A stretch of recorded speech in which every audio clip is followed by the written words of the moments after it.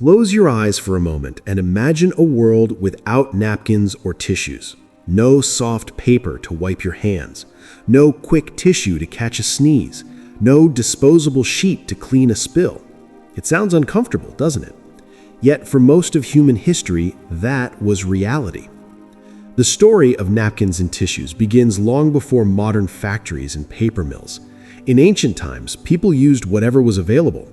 In ancient Rome, wealthy citizens used small pieces of cloth called mappa during meals.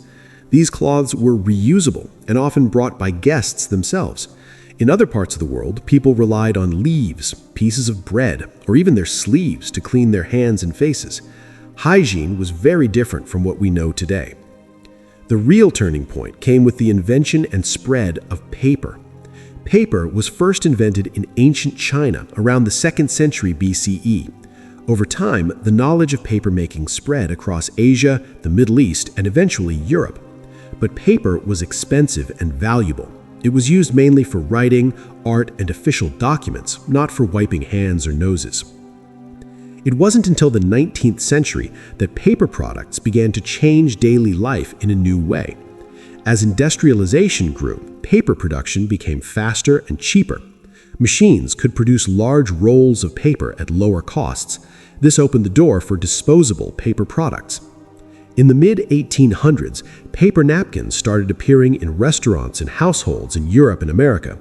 At first, they were seen as a luxury item. Cloth napkins were still common, especially in wealthy homes, but paper napkins offered something revolutionary: convenience. You could use them once and throw them away. No washing, no drying, no ironing. Then came one of the most important innovations, the disposable tissue.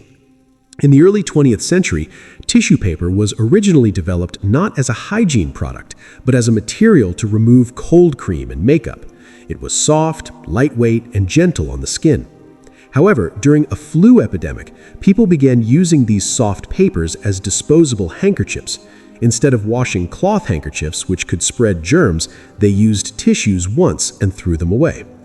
This simple shift had a huge impact on public health. Disposable tissues helped reduce the spread of infections. The idea of use and throw became associated with cleanliness and hygiene.